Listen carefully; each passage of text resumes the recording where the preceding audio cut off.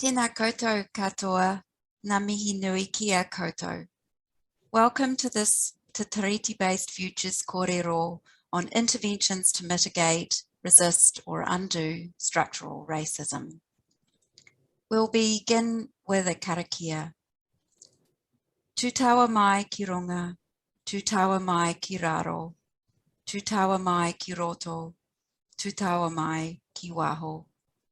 Kaitau ai te mauri tu, te mauri ora, ki te katoa, homi e, hui e, taiki e. Kei ngā maunga whakahi, kei ngā wai tuku kiri, kei ngā mātawaka o te motu, ka nui ki te mihi. Kei te wai kato I whakatipu o, no kirikiri roa ahau, ko Jennifer Curtin toko ingoa, tēnā koutou katoa, no mai, haere mai, koutou. Hello and welcome to you all. Thank you for joining us today for our discussion on interventions to mitigate, resist or undo structural racism. My name's Jennifer Curtin and I'm going to be your chair for today. And I just want to remind people about the community code. There's a slide that's going to pop up in just a second. I understand that many of you will be familiar with this code because it's been part of the last week's worth of sessions. Just also another reminder that you can interact with each other via chat, and our moderator, Carol, will be looking after you in that forum. But please do ask your questions of our speakers using the Zoom Q&A box, and we will be able to ask those on your behalf. There will be closed captions for this event, and we have a moderator on hand, Carol, who will facilitate the discussion questions that come through. So it gives me very great pleasure indeed to be able to introduce to you two eminent and inspiring speakers for this session on interventions to mitigate, resist or undo structural racism, Professors Derek Griffith and Chandra Ford. Professor Griffith is the author of over 140 peer-reviewed manuscripts, and he serves on the editorial boards of a number of highly ranked journals. He's received a number of significant honours. He was the recipient of the Tom Bruce Award for his research on eliminating health disparities that vary by race, ethnicity, and gender. He is a fellow of the American Academy of Health Behaviour, and he was named one of 1,000 inspiring Black scientists in America by Cell Mentor's community of scholars. Professor Griffith is a founding co-director of the Racial Justice Institute. He's founder and director of the Centre for Men's Health Equity, and he's a professor of Health Systems Administration and Oncology at Georgetown University. He's a contributor to and editor of two recent books, Men's Health Equity, a handbook in racism, science and tools. Men's Health Equity, a handbook, and also Racism, Science and Tools for the Public Health Professional, which is the one I think you can find the link to in the chat box. Professor Ford is founding director of the Centre for the Study of Racism, Social Justice and Health, and she's Associate Professor of Community Health Sciences at UCLA's Fielding School of Public Health. She is lead editor with Derek Griffith, Marino Bruce and Keon Gilbert of Racism, Science and Tools for Public Health Professionals that came out in 2019. Professor Ford served as president of the Society for the Analysis of African American Public Health Issues, and she's been involved with the Black Radical Congress and the Black Coalition Fighting Back Serial Murders. Welcome again to you both. So we're going to ask both our speakers to take 15 minutes to present, and then we will come back and have 25 minutes for Q&A from the floor. So Professor Griffith, the floor is yours. Hey, kia ora. It's a pleasure to be here with you, and thank you for the very kind introduction and invitation. Let me also say thank you and kia ora to Professor Heather Kane Fryer, a dear friend and colleague, and my buddy Dennis. I'm not sure if he's around too. And also it's always a pleasure to be able to share the stage with my dear colleague and friend, Chandra Ford, who I've known a long time. We won't get into how long, but known each other for a long time. So it's always a pleasure to be able to share this time with you all. So in my time, let me get this set up.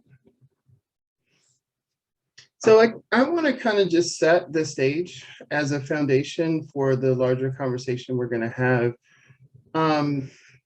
And the title for this presentation came from an article that was published a little over 20 years ago from a colleague, Arlene Geronimus, who talked about this idea of mitigating, resisting, and undoing, and the need to address structural influences on health.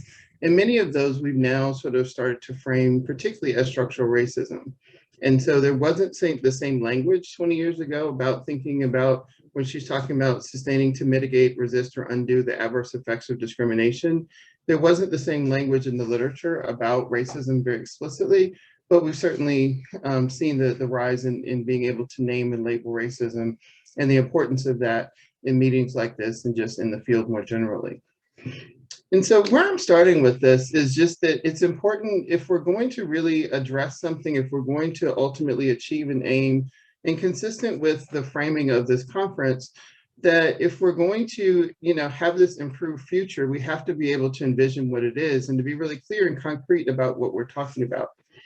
This idea of justice is something that we've talked about quite a bit over time. And we generally agree at a very abstract level that this idea of justice is a good thing, that we want to try to achieve that. And we'll get into a little bit of, some of the terminology about what this is looking at.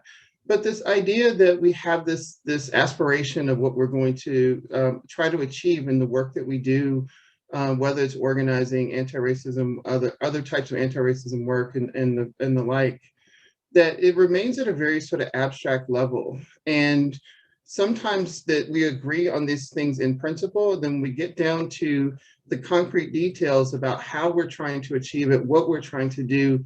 That's when we see differences. And so what I want to sort of push us here today to think about is when we say that we're trying to address structural racism, we say that we're trying to achieve health equity, we say we're trying to achieve things like social justice, what exactly do we mean? And to push us to really come up with some concrete sort of objectives, goals, and some things that are measurable, if that is indeed possible, so that we have something concrete that we're aspiring to. Now, we've all sort of, I think in this audience, probably seen various images like this where we talk about, equality is basically giving everybody the same thing regardless of their needs. Equity is giving things based on need. Yet we see that with equity, often those are programmatic interventions where once the intervention is gone, or once that particular program is gone, or once that the support for that policy has gone away, that the underlying context, the underlying structure of the community is still unequal.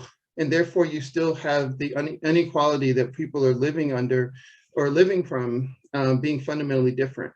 And that we have to figure out how to then ultimately try to create justice where we're basically equalizing the foundation on which people live. And that's the opportunity for us to create the structures that are going to allow us to see health equity and to achieve these particular outcomes and go forward and see future generations have similar outcomes as well. But at least certainly in a US context, it remains unclear if this idea of social justice or justice is about providing the inputs or the opportunities or achieving equal outcomes. And in the US context, this is, even though this article that I'm quoting, where I got this from is, 60 something years old, this problem still remains very much present today, or close to 60 years old. The issue that we're facing today is similar in the sense that in our guiding documents about health promotion in the United States, called Healthy People 2030, they've shifted the focus to thinking about the equality, and in some cases equity of inputs and opportunities, and that's really the goal that they're aspiring to. And part of my concern is that if we sort of get to this point where we say, okay, the opportunities for people somehow or another are decided to be equal, yet we don't necessarily achieve equal outcomes, have we basically not really achieved the equity that we're talking about? And so in my mind, equity is really about outcomes more so than about inputs. And that's kind of one of the things I'd love to have this broader conversation with you all about, and see how you're thinking about these issues as well. And yes, I mean, this idea of justice means giving people sort of what they're due. And really, sometimes that means treating people differently, and differently in this case means giving them what they need. And because everybody doesn't necessarily need the same thing. Now, for some, this takes a very decidedly, and if you've been paying any attention to the US context, a very political sort of tone, where this idea of giving people things that are different, even if they're demonstrated that they need things that are different, have certain connotations and implications. And a colleague of mine recently was testifying before Congress and was getting questioned about his use of this idea of equity, and it was seen to be associated with, or that was seen as sort of the dog whistle sort of term, if you will, for critical race theory. And Dr. Ford can talk about this given her work on public health critical race theory and her expertise in that area. But it was interesting because they were trying to dismiss this idea of discussing equity and that whole concept because it was associated with this theory that they've decided is fundamentally problematic, should not be taught, and so forth, even though most of the things that we were talking about, and certainly what he was talking about, had nothing to do explicitly with critical race theory. That hadn't even been brought up in conversation. But because he said the word equity, and they were associated, the people who were the elected officials were associating that with critical race theory, it was seen as fundamentally problematic, therefore off the table, and could not be used as a guide for the conversation about what were the goals that they were trying to achieve. So this has very real consequences and implications for the conversations that we have. And so it's important as we think about this in a historical context.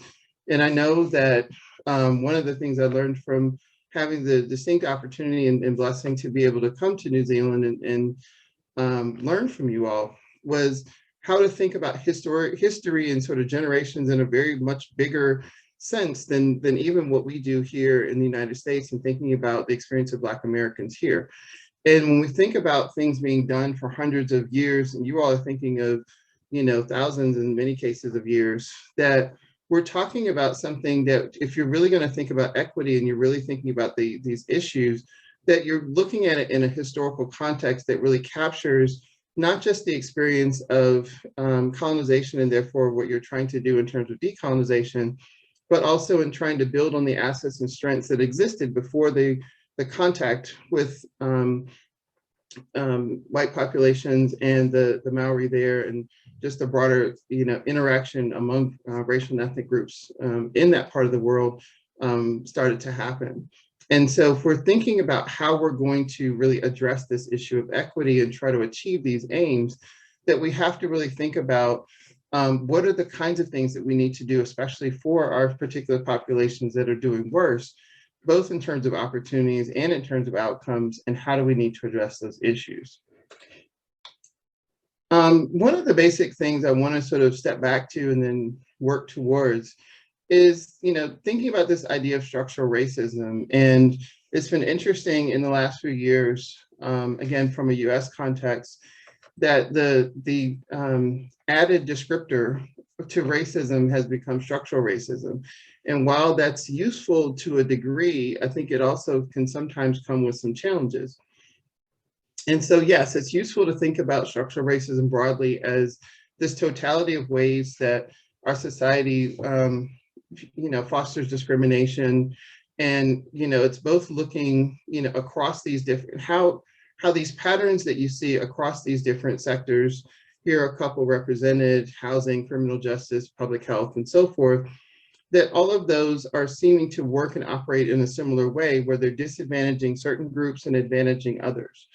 And that's an important component of this. Where I struggle is that structural racism also reflects this idea of it's including a number of things that don't necessarily get labeled and named, and that I think are going to be really important for us to think about as we really try to unpack what we're trying to do and give concrete guidance to our efforts to address these kinds of issues and achieve tangible outcomes. So structural racism includes, and by definition includes, things like cultural racism, that includes scientific racism and how racism is infused into the ways that we talk about, think about the ranking of different population groups, whether or not they are fundamentally equal or they're fundamentally unequal. And we've seen a lot of work, particularly again in the US context, where scientific racism has very much taken hold in the medical community and shaped a lot of things that now groups like the American AAMC, American Association for Medical Colleges, have now sort of basically finally started to honestly acknowledge, admit, and try to undo in their efforts to sort of make amends for the kinds of things that they had structurally been doing that were harming populations and so forth. But those ideas of cultural racism and just the norms, the practices, and how that infused training of physicians, that was expected that people were going to buy into those or they wouldn't make it to the next steps of training in their various health professions. All of those things were a key part of it. You have racism and how it infused different institutions, as well as sort of racism in things like where people live. Residential segregation is this idea here that, you know, it's that people are living in different neighborhoods that have differential access to resources and different amounts of resources in particular areas, and that's by design. It's not necessarily by choice, and that those factors are also being captured under this broad umbrella of structural racism. And this idea of looking at racism within institutions like healthcare, like public health, like housing, criminal justice, and so forth, is also part of this umbrella of structural racism. And yes, it's important to think about the structural racism is the glue and the web, if you will, that connects all these pieces, but it's also make it critical for us to think about what do we need to do within these three areas and others potentially, and also what we need to do to think about the web of things that connect them across. And so we know that that's important because we know from the fundamental definition of racism being a fundamental cause that we can't just look at intervening mechanisms and then break down the different parts of structural racism by looking at it through how are we going to address racism in healthcare? How are we going to just address race-based residential segregation? That we've got to look at this in the totality of the elephant, as I was sort of using that analogy. And so it's important also to recognize that if we're going to achieve these aims of equity, if we're going to do things that are going to ultimately undo the structures of structural racism that we've been trying to work on for generations, that we've also got to recognize that, you know, addressing the problems of structural racism only stops the problem from continuing and perpetuating. It doesn't necessarily create the conditions for people to be well. So I think it's important for us to add to our focus on addressing, eliminating, mitigating, undoing structural racism, that we've also got to put effort and energy into creating conditions that promote health and well-being and that perpetuate these ideas of social justice, equity, anti-racism, and the positive values that we actually are trying to live have a positive strength as a foundation, and not just look at things that are trying to make people sick. We've got to also think about how do we build from the strengths that are going to continue to make people well. And even though I couldn't dare try to spell it, whānau, even though it's spelled with a W-H. Hopefully Heather and Dennis can correct me if I'm wrong of how to do that, but it's the idea of family and community, and the connection among people is one of the things I'm butchering in my lessons from New Zealand. Of one of the things that you see as a cultural asset and strength that you're building on and building from in the efforts of what you're trying to do in a positive sense. So that's where I'm going with that point, is that it's not just looking at how do you undo structural racism, but it's also how do you build on those community, family networks and strengths that are also key to the communities in New Zealand and across the world. And so as I operationalize a thought about sort of how to think about what are the directions we need to go in terms of addressing this idea of structural racism and in terms of trying to achieve something like health equity, that it was really about thinking about how do we make change in these kind of general key areas.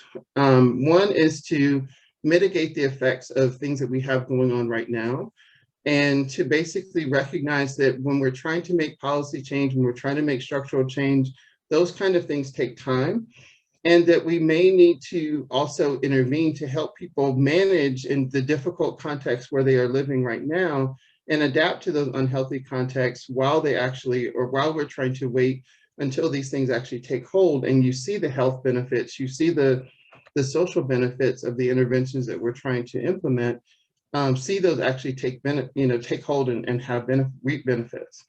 That we have to build the capacity of existing organizations, community resources, and that have been historically standing in the gap, that have been historically fulfilling those gaps that our public health systems, our healthcare systems have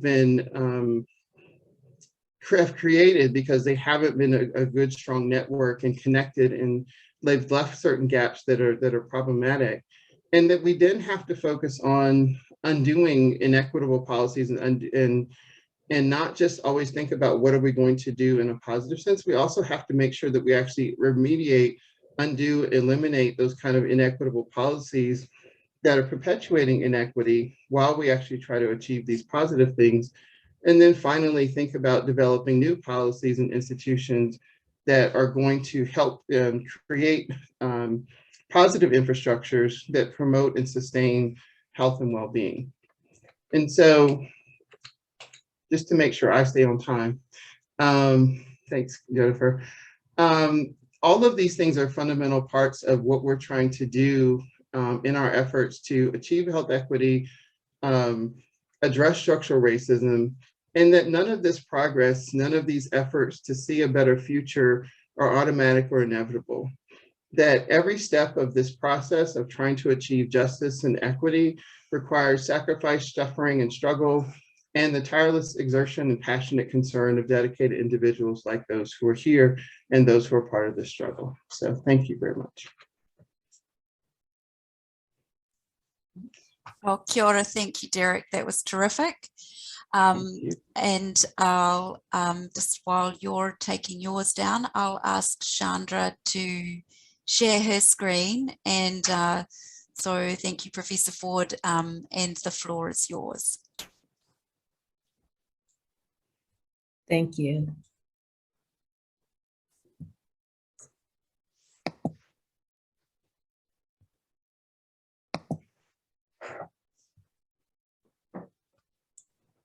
Just while Chandra is sharing, I'd just like to remind everybody that we'd really love to hear from you. So we have one question in the Q&A already, but we'd love to get a few more before the Q&A starts in about 16 minutes.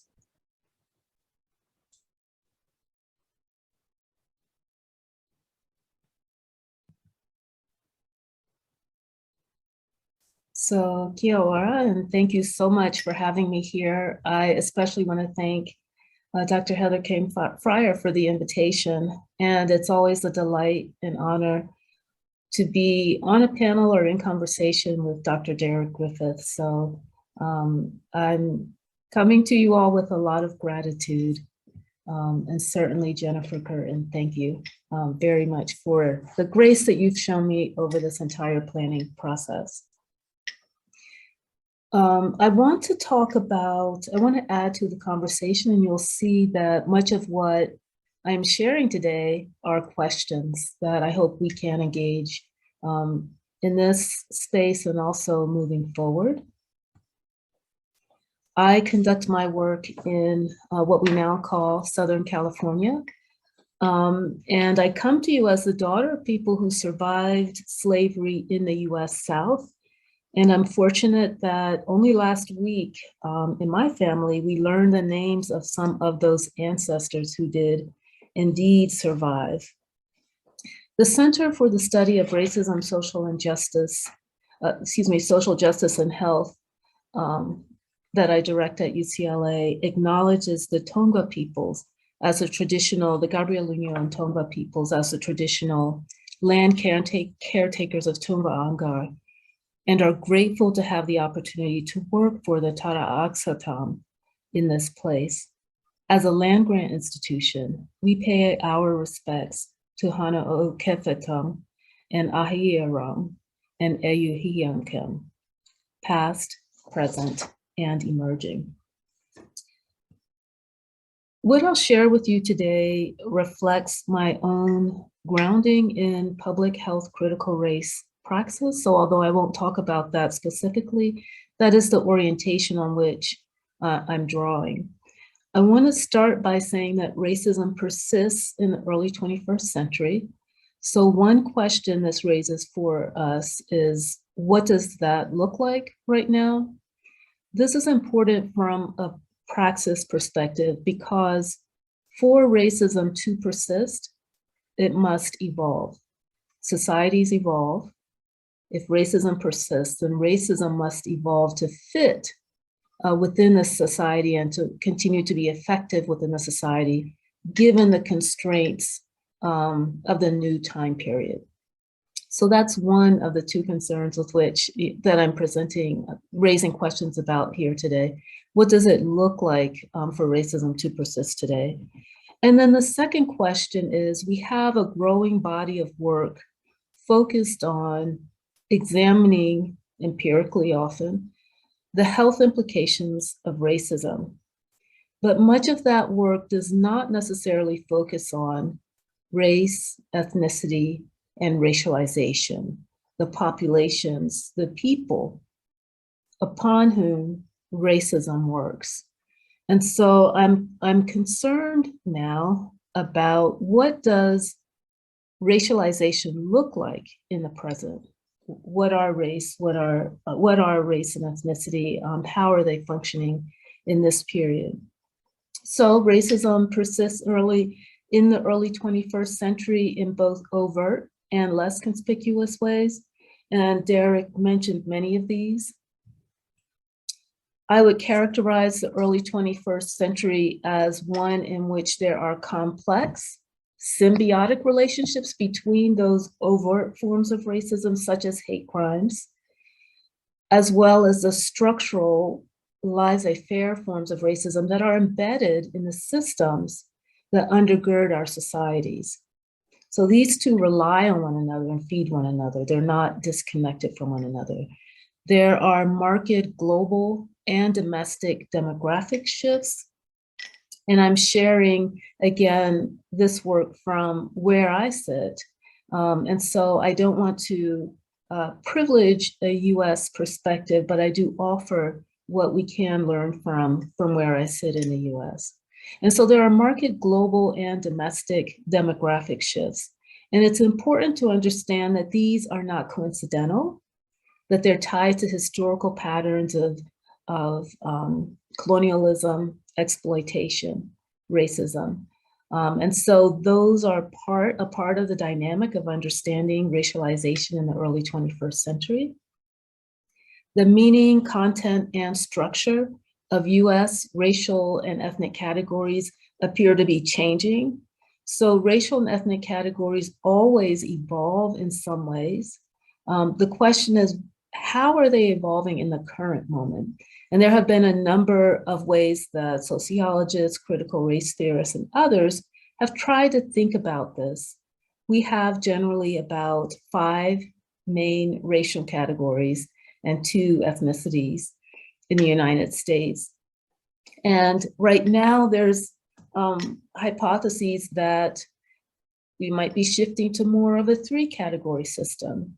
And that one example of this might be one put forward by Eduardo Bonilla Silva, which proposes that we might be shifting more towards a 3-category system that is defined either by proximity to whiteness or proximity to Blackness, where there is a white category that is defined based on European ancestry and embrace of a particular American narrative and project, a sort of honorary white, if you will, category, which has the potential to at some future point move into the white category, and a collective Black category, which would include not only people who are currently already understood to be Black, but also dark-skinned Latinos,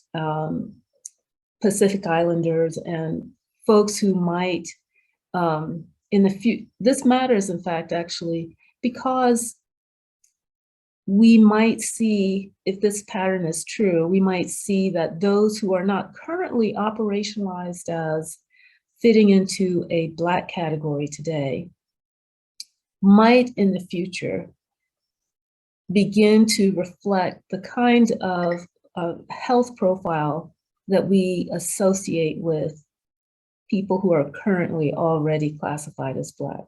So if racism persists in our society and these categories change, we should anticipate that those who are sort of newly Black will begin to develop health profiles that reflect the intense disparities that we already see among those who are already defined as Black. So in addition to these characteristics, it's also important to know that the early 21st century is marked by rapidly expanding bodies of knowledge on the relationship between racism and health inequities. And racism has been defined in a number of ways. Former president of the American Public Health Association, Kamara Phyllis Jones, defines it as a system of structuring opportunity and assigning value based on the social interpretation of how one looks. And the system unfairly disadvantages some and unfairly advantages others. But as a consequence of this, it saps the strength of the whole society. To that definition, I would add this one offered by the critical social geographer, Ruth Wilson Gilmore, and that is that racism is the state-sanctioned, so originating with the state, and or extra-legal. That is, it can originate with the state or originate outside of the state, production as well as the exploitation of group differentiated vulnerability to premature death. And so this definition is anchoring understandings of racism on the body. That is, it does not see racism as existing merely socially, but that racism necessarily produces differences in well-being and ultimately in mortality. And those differences occur systematically along racial lines. I find myself in this moment where there is so much happening globally and domestically around racialization and health, asking a lot of questions, and I think that's important. And so several of them include, what all is race? Is it an administrative category? The U.S. Office of Management and Budget uses certain administrative categories to track and monitor race and ethnicity. But I think it's important for us to recognize that that is limited in terms of its ability to capture the social constructedness of race and ethnicity. And capturing that social constructedness is important if we want to actually study racism in the ways that it's operating and getting beneath the skin. Is race a biological indicator? I think many of us would say no. Fundamentally, race is not biology. And is race a social construct? And if it is, how can we think about what that means for physical well-being? What does race as a social construct mean? What about ethnicity? This is important because along with the demographic shifts that are happening, there is often a conflation of race and ethnicity, and there are ways to value ethnicity in ways that we cannot exactly with race. And so how can we think about these complex questions? And then finally, what is the target of health equity inquiry? Is it to target race? Are we trying to target racism, or is it something else altogether? Now, race has been defined in a number of ways. If we think about the anti-Asian hate crimes that have been happening over the course of the COVID pandemic, we can see right away that despite assertions to the contrary that exist often in the scientific community, assertions that race is tied to genetics, that those hate crimes were not based on perpetrators stopping and taking a genetic assessment of their targets. Indeed, they were actually crimes based on perceiving race based on how people look, phenotype, not on genotype. And this is important if we want to understand what is it that race serves as an index for, that racial exposure, the racism exposure. Another consideration for thinking about how to define race is that the definitions and understandings of race change over time within a society.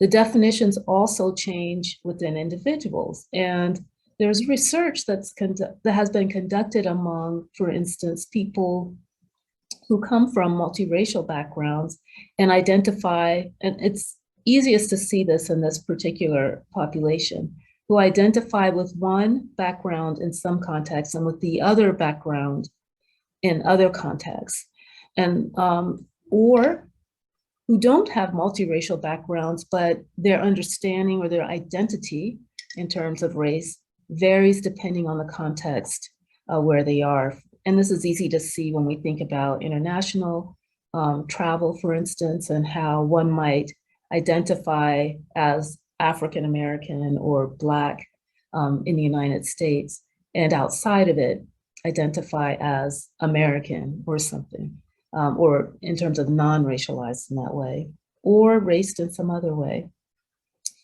In thinking about how to define race, it's important, if we're going to advance this work, to consider when self-identity is the gold standard and when it is not.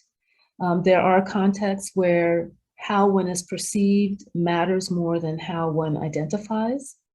And I mentioned already that the definition changes from place to place within an individual, but also there is no universal understanding across the entire globe of particular race and ethnicity categories, or even race and ethnicity contexts. And that's because these social constructs emerge out of the historical and social and political experiences of these different places. To say race is a social construct, I think it's important to consider two dimensions of that statement. One connotation is that it tells us what race is not. It is not fundamentally biological. The other is what race is. And I like this definition by Ian Haney Lopez at the bottom. Race is a vast group of people loosely bound together by historically contingent, socially significant elements of their morphology and or ancestry. And I always like to highlight whiteness, because when we think about race, we have a tendency to treat it as an attribute of those who are minoritized. In truth, however, racialization occurs across all individuals, racializing some as minoritized and others as white. I see I'm running short on time, so I will not belabor it here, but I do want to highlight the work of critical race theorist Cheryl Harris, who has shown that the courts in the United States have played a role in reinforcing white supremacy in ways that are not only are identical or similar to, but they are the same as the ways that the courts have preserved property rights. And so it is possible to see whiteness as this place of privilege that includes a gap distinguishing whiteness from all other categories of racialization in the nation. And the courts play a role in preserving that gap between those who operate on the highest level of full citizenship, the type of citizenship where one can exercise all the rights and privileges that the nation claims to afford, and everyone else. And that is those who are not able to exercise fully those rights. And so this is a way of reframing how we think about race, and that is to think about it in terms of the ability to exercise citizenship. I think this is helpful for those of us in public health because we tend to defer often to thinking about whiteness and race as tied to the skin. Thank you. Let me just close this very quickly by saying we can think about ethnicity also not only in terms of its cultural relevance, but also in the ways that ethnically defined populations are also subject to many of the forms of hierarchical treatment that happen with racialization.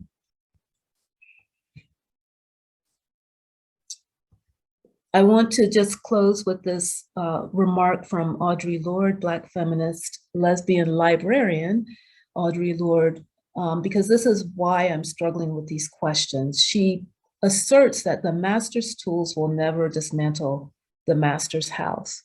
And so to the extent we rely on existing tools and approaches and knowledges to advance the work of health equity, are we relying on the master's tools?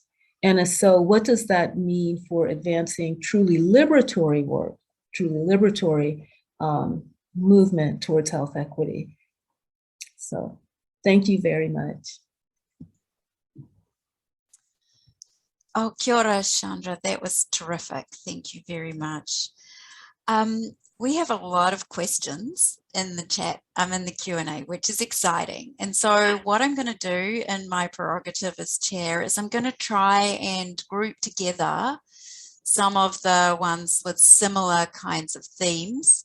And I'm going to, I've sort of combined them into 3 for now, but while you're answering, I'll pop back in and see if we've got time for any extras. But I'm going to open it up to both of you, Derek and Chandra, to offer your input into both and from both of your perspectives. So I'm going to start with some concrete ones before we get to the sort of more theoretical ones. So I suppose the first one, people are really interested in design options in terms of there's a lot of emphasis on the undoing part of the structural racism. So thinking about tangible, concrete steps that you would offer generically, perhaps, but also with respect to health, to advance justice and to undo structural racism, but also to convince elected officials and conservative thinkers and the general population on why this mahi, why this work to undo or to understand and undo structural racism is important. Why should they care about it, and how should they participate in that undoing? So yeah, well, it's a wonderful set of questions, and I will at least take a crack at starting the process, but I'm definitely going to lean on my distinguished colleague here to offer her very important thoughts. I think the first thing we have to, I think one of the assumptions that I realize that we make that I don't think is necessarily true is that everybody is going to come along with our fight to create equity. And that if we make the right argument, if we give them the right tools, if we share the right, if we could give them the evidence, that they're necessarily going to agree and then say, oh, okay, yeah, we should do that. This is in everybody's best interest. When we have a system that fundamentally benefits some and they see it fundamentally benefiting those who they care about and love, I'm not convinced that there's necessarily the commitment to achieving equity in the same way. So I think one of my first thoughts is we have to recognize that there's many people who are fighting against this idea of trying to achieve equity, as there are potentially those of us who are trying to fight for it. So I think that's kind of one of the first things that I'm thinking about. I think the second is, when we think about strategies to achieve it, the reason I was sort of so taken with Dr. Geronimo says mitigate, resist, undo, and then I was saying adding create, is because I don't think there is a one size fits all strategy. And I think part of what I was trying to say is, you know, most of the bigger policy practice structural changes take time for them to not only get implemented, for them to be then reinforced, and then to actually have health benefits. And while we do that, people are still getting sick, people are still dying, people are still, you know, being subject to these things. So part of the mitigating is recognizing that we still have to do things for those we need to do something for those who are still suffering from these things while we try to create the context in which people are going to be healthier. And that part of that is, that's where the creating and the mitigating, the resisting comes in, is that the resisting is recognizing that there already are natural structures within our communities that are assets, and that we need to invest and lean into building those and anchoring our efforts to address these kind of things from those, not necessarily just always thinking about how are we going to engage with those who we're pushing against and who we're fighting with, and then to look to new things that we may need to create. In addition to, you know, there's always this effort to, okay, what do we need to undo or de-implement in the implementation science language? But what do we need to undo? And I'm saying that there are also things, what's the vision? What are the systems, the structures we need to create that are going to replace the unhealthy systems and structures that we need to fix? So how are we going to create something that's better and not just a newer, shinier version of something that's continuing to perpetuate inequity?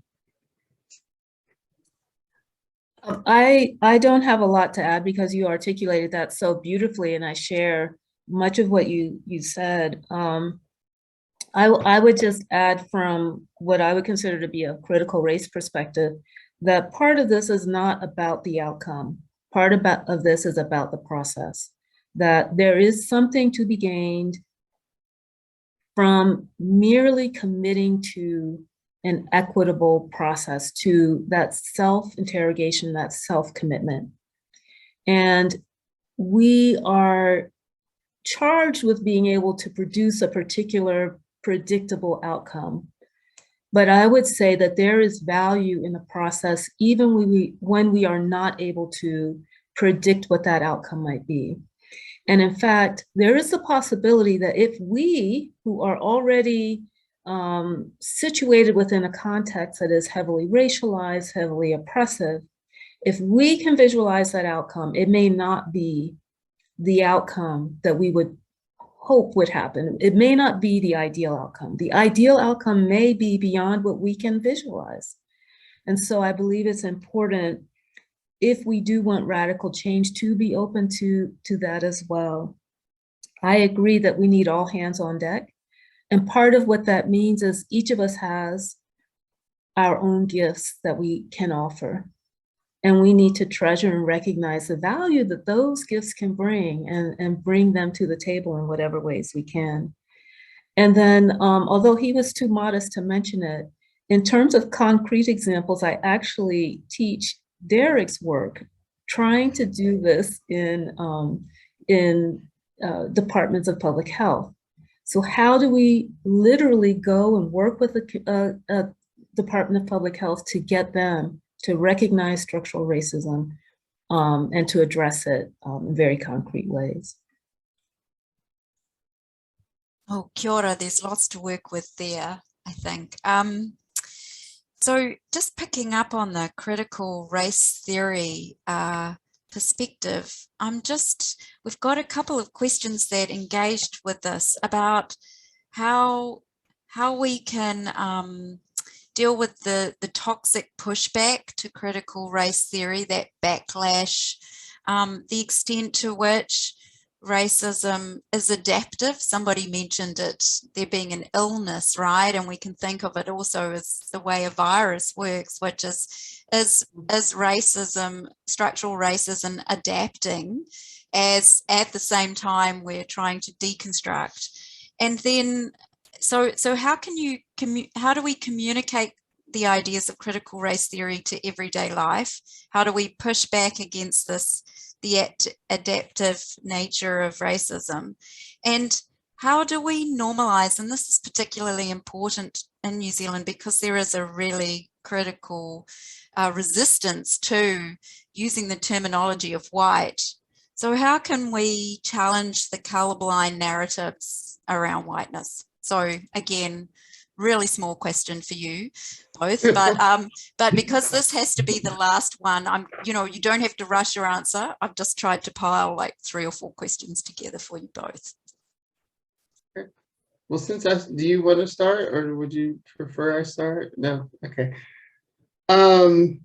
So, okay, I'm bad with multiple part questions, but I'll try to see if I can address at least parts of different ones.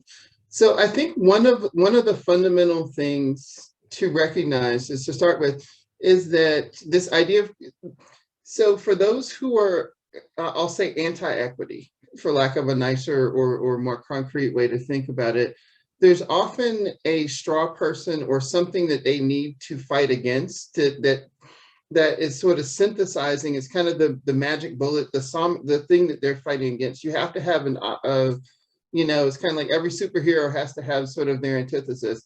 So this is kind of that thing that they can sort of rally around and say, okay, we're going after that one thing.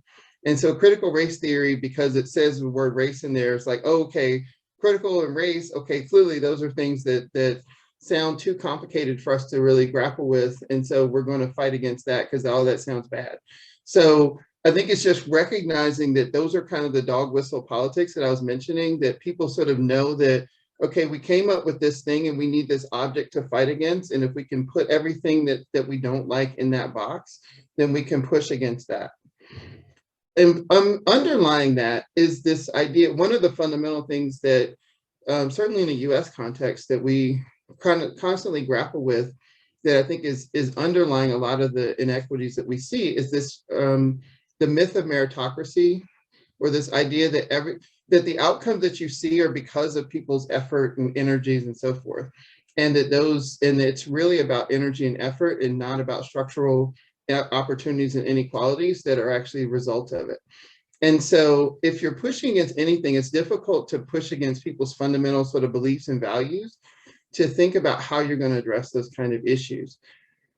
I think the other sort of big picture thing is, I don't know that we're going to always attack this through most of the implications or the underlying assumption to a lot of the questions, again, where if we come up with the right argument, that it's basically a cognitive and an argument intellectual thing, as opposed to this is something that has deep meaning to people and that is deeper and is more of a heart issue, I would say, than necessarily a head issue. And I think I've talked about this before, that, if you're going to really kind of create this kind of change, you're going to have to soften people's hearts to get to their heads. It's not going to be the other way around. I don't think for the people who are dead set against critical race theory or against equity or against all these things, that there is going to be any fact, any statistic, any source of information that you're going to give them that is going to make them finally say, oh, okay, yes, this is it. I just don't think it's an argument that you're going to win by giving facts. I think you have to change their heart to open them to, here's how this is affecting them. This is how this is affecting our overall society. And here, oh, by the way, it's also affecting the people you probably are caring less about. And I think it's those kind of things that we're dealing with. And then I think the last part that I'd say, before I turn it over to Dr. Ford, is the idea of it being adaptive. I think we can learn lessons from how we've had to deal with COVID. If you think about the way a virus is adaptive and the way that the pandemic, the virus we didn't realize initially that COVID was not one thing, that it's multiple strains and so forth. We all called it one thing, and then we realized, oh, there's the Delta variant, there's the Omicron, there's this one, and all the other sort of things. I think it's important to recognize that that like a virus, whether you recognize it and can label it or not, that you're still suffering from it. And that even if you're not personally suffering from it, that it's still affecting and infecting the whole society. And as Dr. Ford was saying from Dr. Jones's work, that it's reducing it's having a negative impact on the overall society.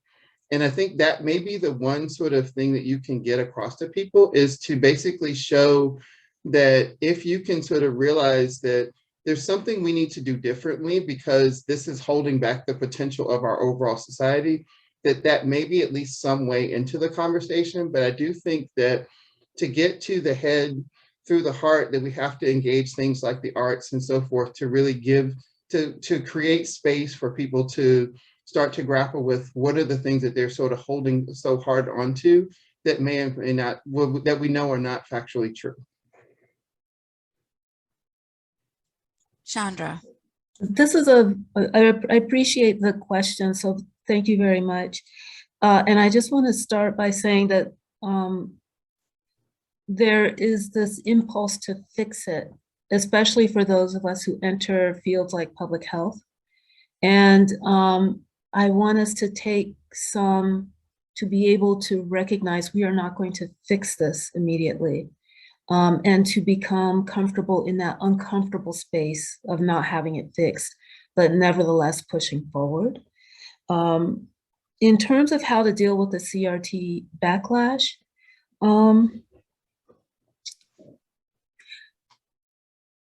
I believe it's important in having any struggle not to be careful not to let the terms of the struggle put us into a reactionary mode, but to continue to keep our eye focused on what it is that we're trying to achieve.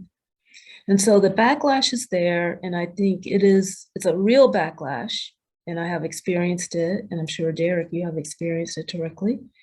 But that does not mean that, that we should, I would say, cower or become deterred. I think it simply means we need to be attentive and astute and understand it and responsive and aware of it, and proceed with that information.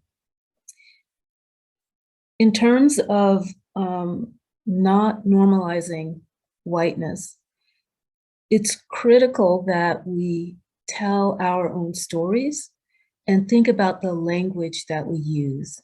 And now I love it. People are using all kinds of words. It's almost like every day a new term pops up that better encapsulates, at least for that moment, how one sees oneself or one's experience, and puts words into place, things like invisibilize, so that we can see the action behind silencing of colorblind racism. So the work of Kamara Jones, and it is work, to put stories out there, not just to put a story out there to translate something, but to put stories out there, counter narratives, critical race theorists will call them, that speak back to the literature, to the society, that provide an alternative perspective, not just arbitrarily, but that do see themselves as responding to widespread assumptions, et cetera. Those are so powerful. And for folks who have worked with policymakers, since we know targeting policy is important for addressing structural determinants of health, you know that, yes, quantitative data is good to have, and we need to have that. What they want is stories. They want to hear about people's lived experiences. So articulating our stories is important. And then in terms of how to deal with the adaptive nature of racism, this is something that I am struggling with right now. I will say that one consideration that I'm weighing is, to what extent do the data that we produce in our studies produce, or do we need to focus on just producing more data, or do we need to focus on, for instance, documenting the inequities within the field of public health? So those are the kinds of questions I'm asking, because it will shape what kind of empirical work I do. Am I going to, fall within, and this is what the NIH is asking for, so I produce some more. Now I've changed my outcome. Now it's, discrimination instead of this. Excuse me, my exposure, now it's discrimination instead of something else. Or do I instead focus on trying to explain how the system has excluded studies on discrimination in a particular way? The goal then being to be able to tell a different story empirically And to do so empirically, in my mind, is useful to the extent that the systems that we rely on, they have said, these are the rules. We need empirical evidence to believe that what you're saying is true. And so the question then is, are we going to put out there empirical evidence that can be used to support, these movements toward justice and equity? So I thank you all for these questions, and I will continue to think about them and invite others to think about them with me. Kia ora. Thank you, Professor Griffiths and Professor Ford. And I'll just let you know that there is a lot of chat in there for you to look at as well. It's given us a lot of to think about what you've shared in terms of your knowledge and your insights. And thank you for your inspiration. And there is lots of inspiration that's come out for the work many of us need to continue to do. I want to thank our audience from around the globe for your participation. None of this, of course, would have been possible without the mahi of our volunteers and organisers who've spent many months planning this event and bringing it to life. And for this session in particular, I want to thank Jamie and Carol, and I also need to thank Heather for her invitation and her welcome to me. Thank you too for the 40+ partners that you can see and sponsors whose generosity has ensured this event could take place. You can see who they are on your screen. And before we close, I'd like to remind you all of the Pecha Kucha event that begins tomorrow at 8:30 a.m. New Zealand time. And almost all of the recordings will be made available via YouTube, so you can register to get those. And you can continue to participate in discussions via the Te Tiriti-based Futures and Anti-Racism Facebook group. But for now, thank you again, and I'm going to finish with a karakia. Unahia, unahia, unahia ki te uru tapu nui. Kia wātea, kia mama, tēnā ko, te nina, te tina. Te wairua e te ara tangata. Koe re rongo. Whakaerehia ake ki runga. Kia tina, tina, homi e, hui e, taiki e. Kia ora and haere rā.